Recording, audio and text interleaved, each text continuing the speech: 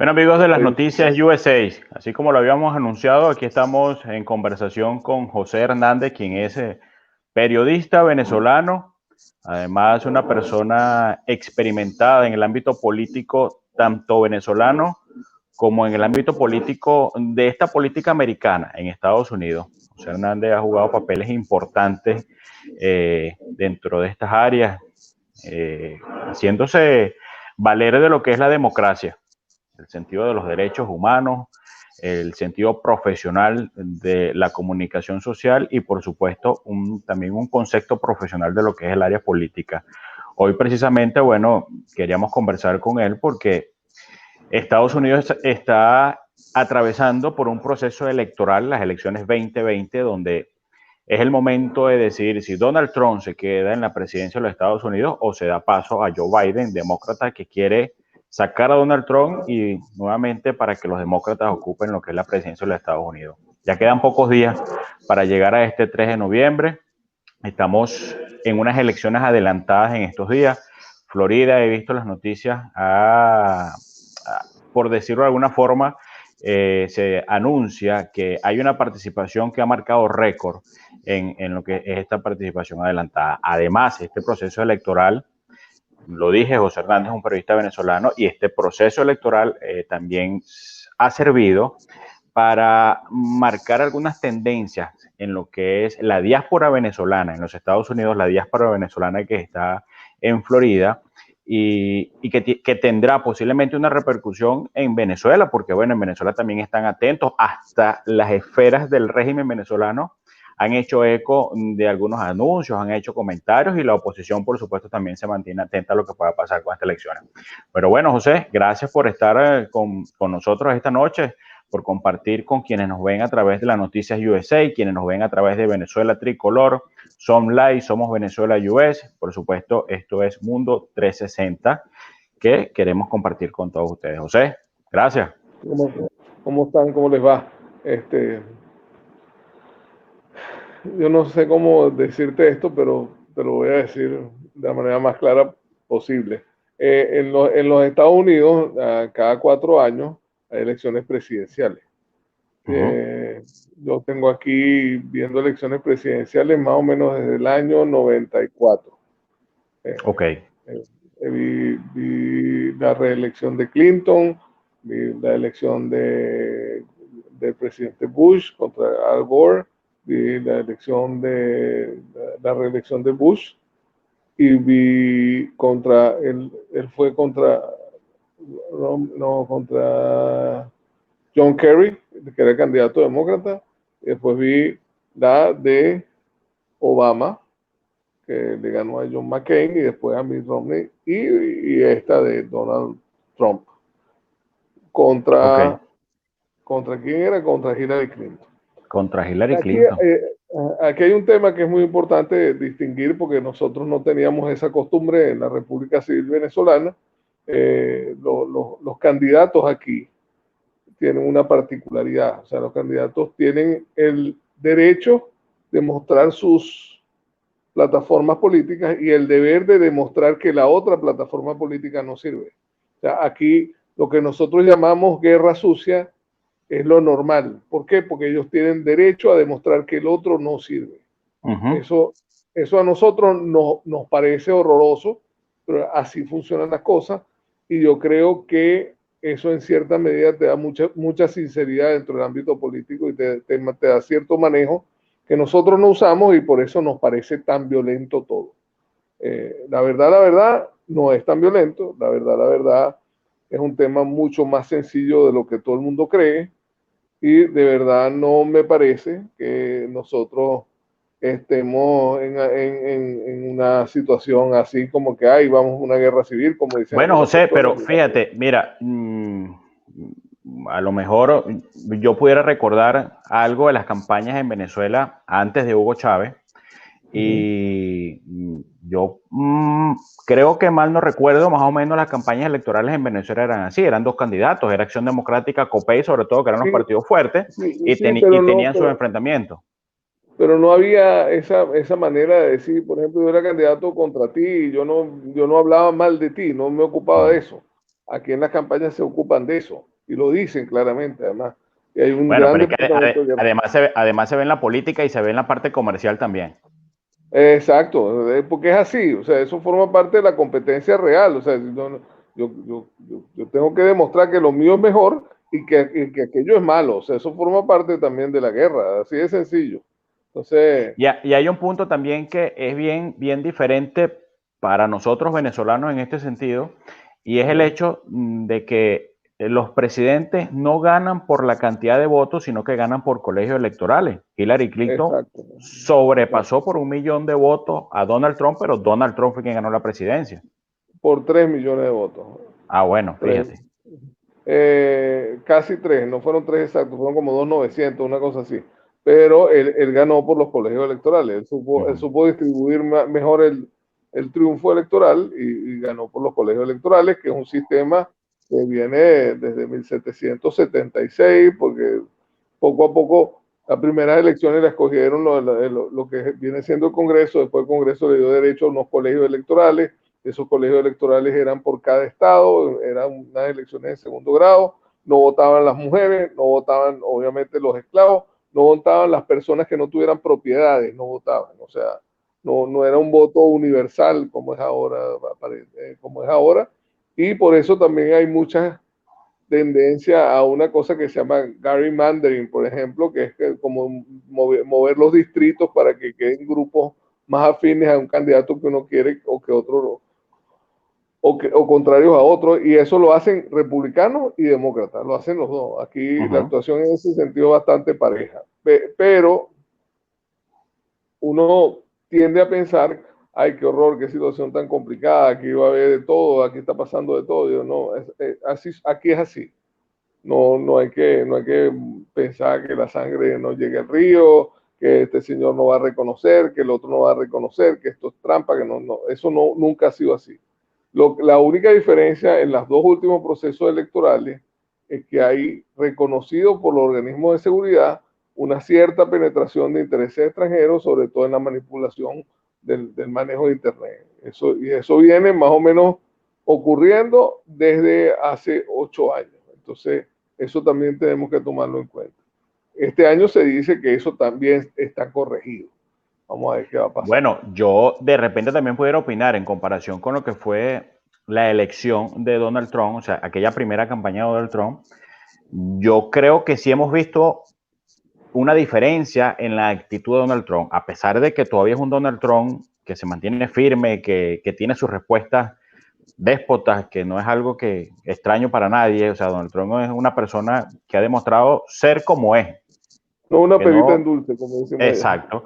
Pero sí, yo he notado que Donald Trump ha bajado un poco ese ánimo que él tenía antes. Yo creo que es menos ofensivo que en una campaña anterior. No sé si tú tienes esa misma percepción que yo lo veo así.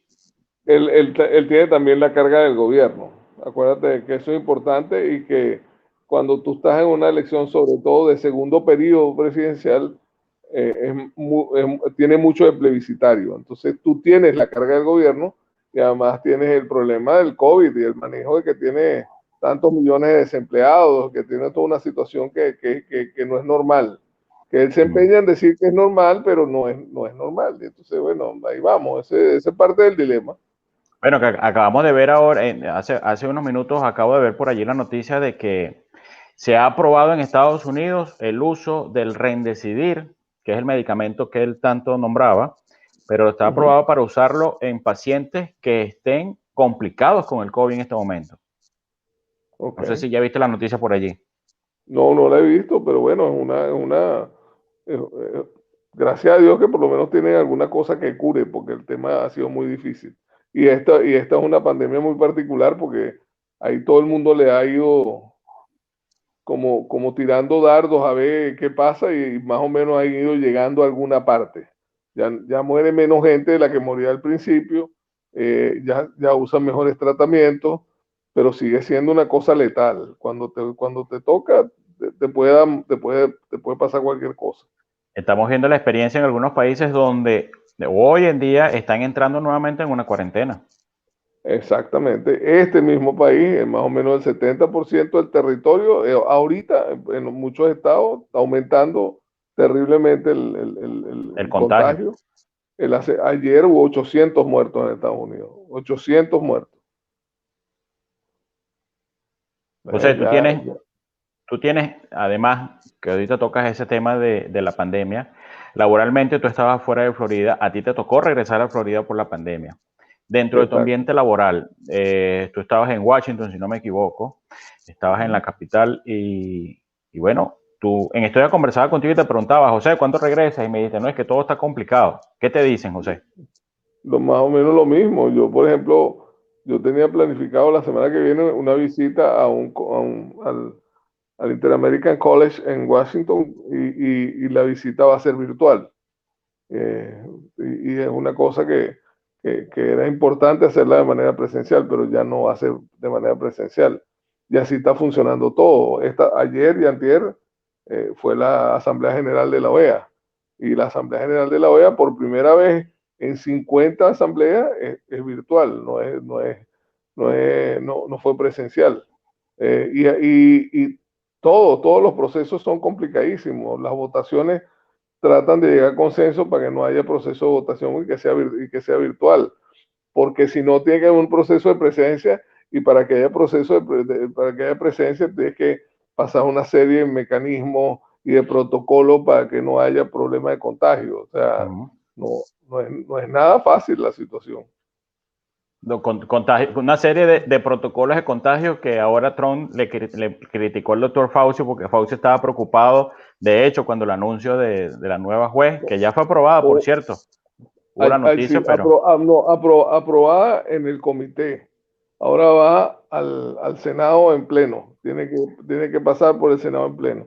Y la aprobaron en el comité con el voto ausente de los demócratas. O sea que la votaron 12-0, pero el 0 en realidad es 12-10 que no estaban, pues. Ah, bueno. Esa es la experiencia política que te da para poder responder esa parte. Claro, José, nos desviamos un poquito, nos fuimos a Washington cuando yo quería preguntarte, porque estábamos hablando de lo que son estas elecciones. De hecho, a mi espalda pueden ver, allí tengo el canal de televisión porque hoy esta noche es el último debate de los candidatos y bueno, ya creo que están haciendo la previa en los canales de televisión. Es en una hora, exactamente, a las 9. Exacto. Están haciendo previo ahorita algunos análisis allí en los canales de televisión. Esa influencia, esa preocupación, ese nervio que puede tener el venezolano que está en Venezuela y el venezolano que está en Estados Unidos. Porque además no es el tema de que si gana Trump para que pueda sacar a Maduro o que si gana Joe Biden y Joe Biden tiene ¿cómo se diría? Es cariñoso con el socialismo, como lo dicen, porque tiene sus críticas, pero entonces también el venezolano tiene la esperanza de que, bueno, si queda Trump, para que Trump es el que está ayudando a que saquemos a Maduro, para que Maduro salga una vez, y si Biden llega, entonces Biden se va a hacer pana de los Castro y ahí se va a quedar Maduro por un tiempo.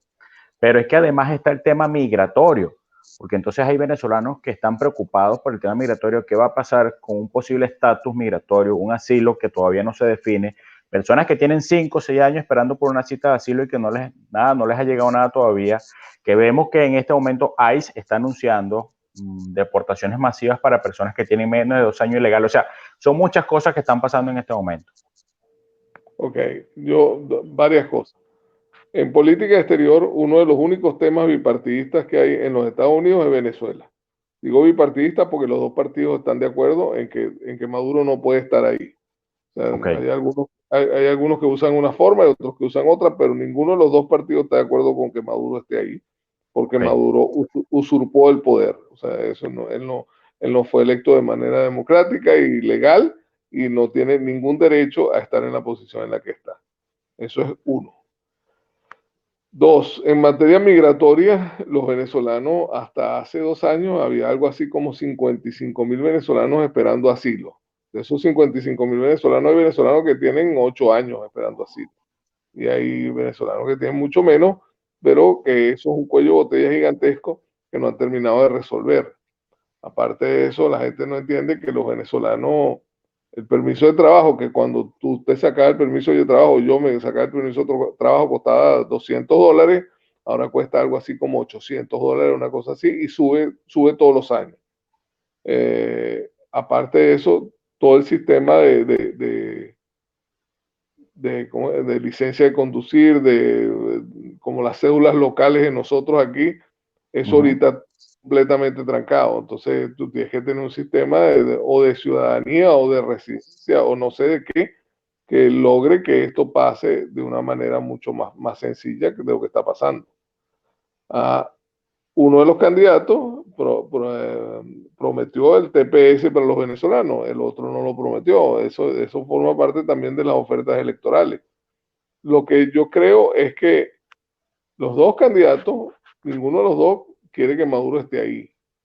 El problema es que con los venezolanos a veces se hacen esperanza en relación con no sé, con una situación como más rápida, más expedita, algo más violenta, pero la verdad es que no creo que nadie quiera poner muertos en el caso de nosotros, salvo los muertos de nosotros, que además estamos viviendo, pues Maduro es reconocido por Naciones Unidas un criminal que hace genocidio de nuestra población. Y eso es un tema ya de otro tipo. Yo no veo que eso vaya a cambiar en ninguno de los dos casos. Lo que puede cambiar es la política migratoria. Que Dios quiera se mejore para toda la gente que está esperando poder tener una mejor condición dentro de este país. Ahora, José, dentro de esas preguntas del tema de la oposición, tú tienes amistad, por decirlo de alguna forma, con un Leopoldo López, tienes amistad con un Capriles Radonsky, y no sé si conociste a Juan Guaidó, en algún momento lograste, es un muchacho, pero a lo mejor lo conoces también, eso sí no lo sé. Sí. Pero vimos una actuación de un Capriles Radonsky, en este caso, dispuesto a apoyar lo que son este fraude electoral que está anunciando Maduro para el 6 de diciembre. Pero ya lo retiró. ¿Ya lo retiró? Pero ¿qué pensaste tú en ese momento cuando Capriles dijo, vamos a inscribir unos candidatos y los inscribieron? A mí no me gustó. A mí no me gustó. Ahora sí me gustó la jugada para sacar los presos políticos. Me pareció una jugada interesante, bien hecha, además que hacía falta. Y movió en algo el sistema. Lamentablemente, en mi opinión, él no tuvo la habilidad de sacarle suficiente provecho a esas liberaciones y cayó en la parte que le tocaba a él de la negociación, que es ser candidato para. Y gracias a Dios decidió retirarse porque él se dio cuenta que no tenía ningún sentido seguir en la situación en la que estaba, porque el problema es que las elecciones no resuelven la situación del venezolano. La situación del venezolano es una tragedia, y las elecciones tal como están planteadas solo para que Maduro quede ahí. Y Maduro, vuelvo a decirlo, no tiene ninguna condición legal para ser presidente de Venezuela. Bueno, de hecho es una trampa que así, sin mucho protocolo, se ve clarita que ellos lo que quieren es tomar lo que es la Asamblea Nacional para ya entonces decir, bueno, aquí estamos y aquí nos quedamos. Porque si anunciaron que su Asamblea Constituyente desaparece. Pero yo no creo que, yo soy de la tesis que él no está en una situación completamente agradable y qué chévere, estamos sólidos en esta situación, porque si no, hubiera tenido que salir en carrera a montar una ley completamente absurda y ridícula, como esa ley que yo la llamo la ley de saqueo nacional, porque no es una ley de bloqueo, porque nadie está bloqueando a Venezuela. En Venezuela lo que hay en relación con los Estados Unidos, por ejemplo, Canadá y la Unión Europea y algunos países de América Latina, son sanciones específicas contra personas de Venezuela que ya Naciones Unidas reconoce que son tipos que cometen delitos de lesa humanidad. O sea, no es que Miguel Mundo, que José Hernández, ay no, que ellos nos dieron unos golpes. No. Naciones Unidas tiene un documento de 411 páginas donde hay 122 casos completos, donde hay asesinatos, persecuciones, tortura, y hay una cadena de mando de ejecución de ese tipo de cosas. No es cualquier cosa, eso ya es un reconocimiento formal y contundente de la situación que vive Venezuela. O sea, pero, ajá, dime. No, dime tú, que me vas a preguntar. O sea, en ese sentido yo quiero, y lo hemos conversado muchas veces nosotros, yo te digo, José, pero es que por lo menos el caso de Cuba, Cuba ya tiene 60 años No, pero que... en Cuba, primero, vamos a hablar del caso de Cuba. Ujú. Cuba tiene 60 años, como dices tú, es verdad, en esa situación. Nadie lo ha dicho. Pero Cuba no tuvo nunca un proceso electoral medianamente competitivo como las elecciones de 2015, que fueron las que convencionaron a Maduro de terminar con los procesos electorales competitivos, porque perdía. Y Ok. por eso es que él no quiere hacer elecciones y por eso es que está tan trancado en esa situación. Ellos llegaron por la vía electoral, ganaron sus elecciones y cuando se dieron cuenta que empezaron a perderlas, empezaron a trancar el proceso.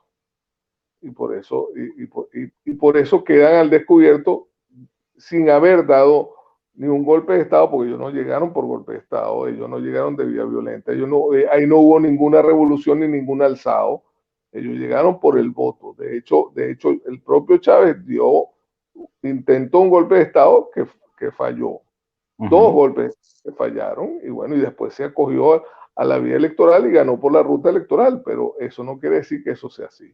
Bueno, pero lo que te quiero decir, entonces tenemos una Cuba que Estados Unidos, por todos estos años, ellos dicen que tiene un bloqueo, que entonces ahora lo que dicen en Venezuela, bueno, no No, pero tienen bloqueado. en el caso cubano sí es un bloqueo formal. En el caso Ujú. cubano hay embargo. En el caso cubano hubo bloqueo naval formal. O sea, en el caso cubano, porque esto arrancó con la crisis de los misiles, en el caso cubano, los barcos americanos bloquearon a todos los barcos que trataron de entrar en Cuba.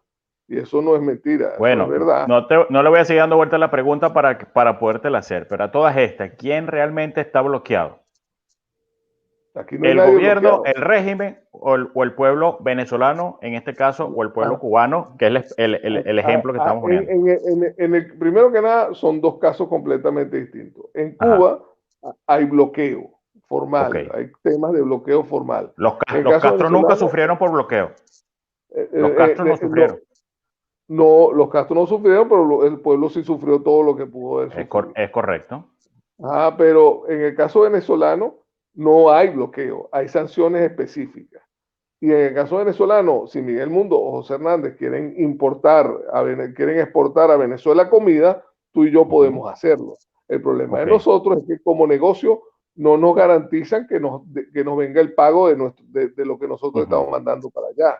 Eso es el problema, porque el Ok, problema es que Venezuela no tiene poder adquisitivo, no tiene capacidad adquisitiva, no tanto por unas sanciones, sino porque simplemente el gobierno no tiene dinero. Esa es parte de la tragedia. Y no tiene dinero por falta de producción. Y no tiene dinero porque la especulación financiera con la que funcionaba Petróleo de Venezuela, hasta que Rafael Ramírez estuvo ahí, quedó desmontada cuando Rafael Ramírez se llevó el sistema de especulación financiera. Porque la gente cree que es que Maduro acabó con el petróleo. No, la compañía petrolera viene acabándose el año 2001, desde Chávez, 2002, cuando empezó a desmantelar a Chávez. El claro. problema es que como tenía tanta plata y el petróleo llegó a unos precios tan altos, el sistema el sistema petrolero de todo lo que es la finanza petrolera le sirvió al país Lo terminó a aprovechar Rafael Ramírez. pero le sirvió al país para crear una inmensa lavandería de dinero donde con tanta plata que supuestamente producía petróleo Venezuela, que no lo producía, ellos simplemente iban y hacían negocio y hacían una serie de operaciones financieras y quedaban con muchísimo dinero y quedaban con esas fortunas completamente descabelladas que quedaron muchos, que es lo que dice ahora Armando Info, lo que dice los papeles esos que están saliendo sobre el FinCEN y esas cosas que está denunciando el periodismo de investigación de alto nivel sobre Venezuela. Pues. Pero el madurismo no está sufriendo por nada. Quien está No, sufriendo todo es un lo venezolano contrario. que no tiene un poder de adquisición. Ellos sacaron del país 200.000 millones de dólares que nadie sabe dónde está. ¿Sabrán 200 ellos mil, dónde están? nadie sabe dónde están. Nadie sabe Bueno, dónde están. En las manos de los señores y bueno, de repente tú lo ves en las mansiones de allá en Austin no creo que haya mansiones venezolanas, pero en Houston sí. Y aquí también, en Miami también, y las ves en apartamentos de Nueva York que también están, y lo ves en Madrid, y lo ves en todos lados, que tienen muchísimo dinero. y un Alep Saab que tiene una fortuna incalculable. Con una casa de 8 millones de dólares, de 8 millones de dólares en Medellín. O sea, para que tú tengas idea de cómo podrá ser una casa en Medellín que cuesta 8 millones de dólares. La casa Pero tenía entonces, 4 piscinas. Cuatro pero entonces piscinas ahora, tenía. ahora tenemos a un Capriles que está pidiendo que se suavice entonces esta presión contra el régimen. No, Capri lo que está pidiendo a los empresarios que le pidan a los Estados Unidos que los dejen hacer su trabajo, a los empresarios venezolanos. Claro, decirle eso a un empresario que es el que tiene que arriesgar los capitales para poder hacer las cosas que quieren hacer, no es muy fácil porque el país es simplemente, por llamarlo de alguna manera, ininvertible, porque no, ¿a quién va a agarrar? Tú y yo tenemos 10 dólares y vamos a meterlo allá, no, porque no se puede, no tienes cómo recuperarlo. Ese es parte del problema. José, y a tu punto de vista, esa participación de un Rafael Ramírez, de una Luisa Ortega Díaz que ahora andan por el mundo como que sin nada y ahora ellos son los buenos de la película y son los que están denunciando lo que estaba pasando, cuando pudiéramos decir que Luis Ortega es tan culpable como Chávez y un Rafael Ramírez que lo acabamos de decir fue uno de los que se encargó de sacar el dinero de Venezuela. Ajá. ¿Qué ¿Qué pasa allí? pasa? ¿Por qué la oposición, no sé, la veo tan light con estos dos personajes, por ejemplo, por hablar de ellos dos? Pero no es, ok, una de las cosas que nosotros tenemos como problema como oposición o como gobierno interino, de la cual yo formo parte, es que no tenemos canales de comunicación salvo esto, pues salvo este tipo de cosas o algunas redes sociales cuando nos lo permiten. Venezuela es un país bloqueado, en todos los bloqueados internamente, no lo bloquean externamente, es bloqueado porque no hay. Tú no tienes acceso a las redes sociales, no tienes acceso al internet, no tienes luz, no tienes servicio eléctrico, y entonces la gente no tiene capacidad para estar respondiendo tantas cosas. Y aparte, ahorita todos los medios que existían cuando tú y yo ejercíamos el periodismo en Venezuela son del gobierno. Eso lo Uh-huh. sabes tú, lo Y, lo, sabes tú los más que, que lo, nadie. y los que quedan, porque ya no quedan muchos. Ya no queda mucho, y los que creó el gobierno, que tampoco quedan mucho tampoco, porque se fueron también del país. Es verdad. Y te lo Entonces digo no por lo hay, menos en el caso de mi estado, los dos periódicos que estaban ya los cerró el gobierno y el periódico que hizo el gobierno ya también lo eliminó, el mismo gobierno lo eliminó. O sea, no tienen exactamente. periódico. Y el Universal lo compró, creo que Gorrín ahora, Globovisión lo compró Gorrín, y así va todas las cosas, una detrás de la otra, y son gente que más o menos está ligada al gobierno.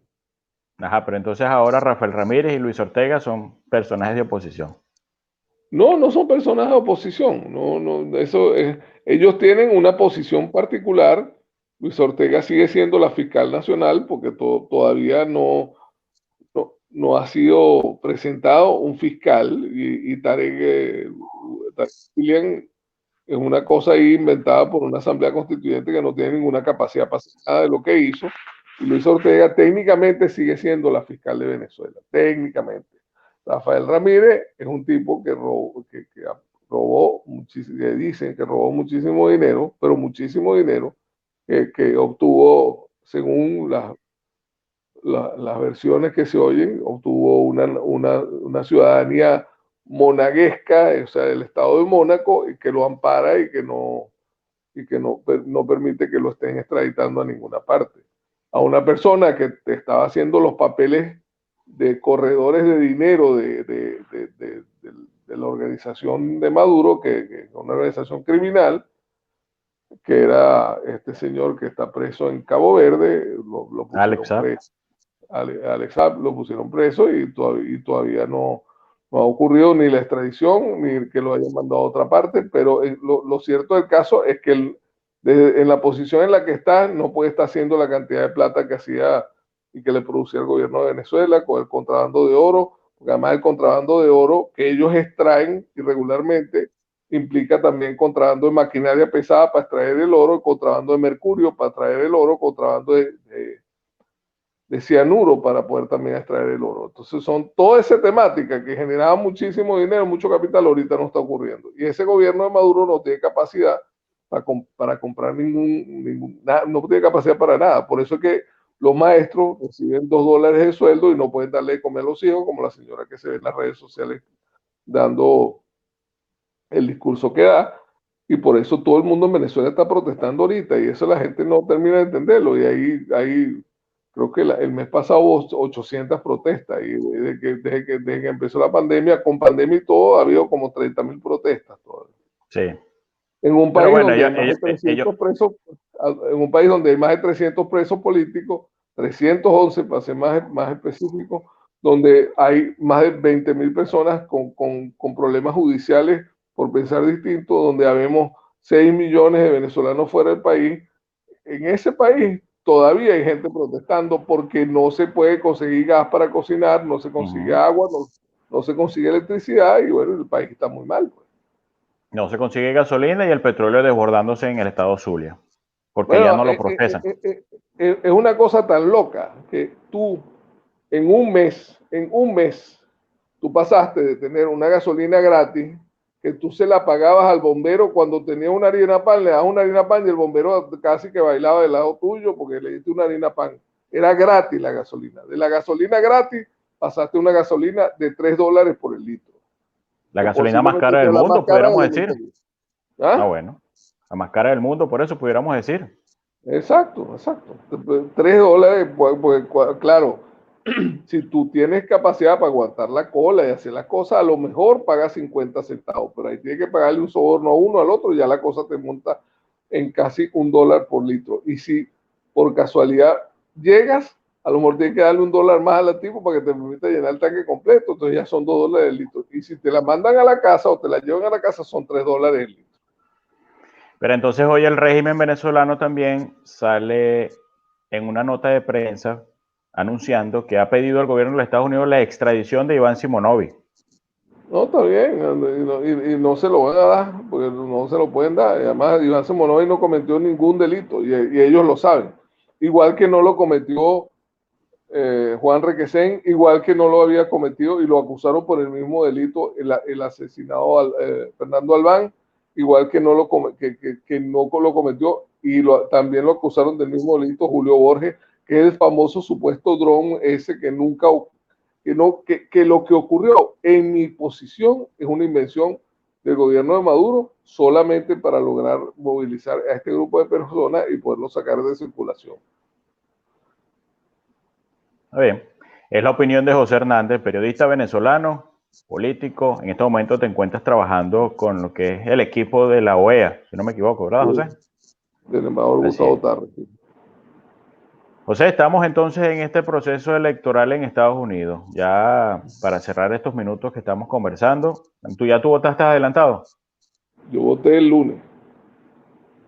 ¿Y qué te pareció el proceso allí en Florida, en Miami? A mí me pareció muy fácil, no agarré tanta cola, yo tardé como una hora, como 20 minutos. Yo fui el lunes a las 8 a votar antes de las 9 ya estaba afuera. Qué bueno. Acuérdate que aquí votar es largo, aquí votar tú votas presidente, en este caso en Florida no hay voto por el Senado, pero votas presidente, Congreso, Los alcaldes, eh, concejales, alcaldes, concejales, las representantes enmiendas. escolares, enmiendas, hay muchas cosas que están consultando. Exactamente, exactamente. Sí, son aproximadamente más de 30 votos que se hacen en ese proceso. Depende de la ciudad, depende del estado. Exactamente. Hay algunos que son Y que, 28, es toda una historia. pero bueno, Ya, José, gracias por estar aquí con nosotros estos minutos. gracias. Ya estabas Gracias a ti y ocupado. gracias por preocuparte por mantener informada a la gente, que es una cosa importante, porque ahorita hay mucha desinformación y nosotros tenemos que ocuparnos de que la gente sepa más o menos la verdad. Correcto. Y hacer uso de los medios en redes sociales que le permitan por lo menos estar conectado con lo que es esa media verdad que por lo menos uno puede conocer y que si no la conoce hay que consultar a quien sabe, por lo menos en el caso de José Hernández, con quien Así estamos hablando es. ahorita, que tiene información de primera mano. Amén, amén. Gracias, gracias, mundo, gracias. Bueno, José, muchísimas gracias. Amigos, ustedes que están allí Ya te conectados. pusiste hasta la cachucha del equipo de fútbol americano de ahí de Texas A&M, ¿no? Esto es Longhorn en Texas, Texas. el equipo universitario. Ay, Dale, José, muchísimas gracias. Y amigos, ustedes también gracias por estar allí conectados con nosotros a través de las diferentes redes sociales y por supuesto a través de nuestro canal YouTube. saludos a la familia. Un abrazo.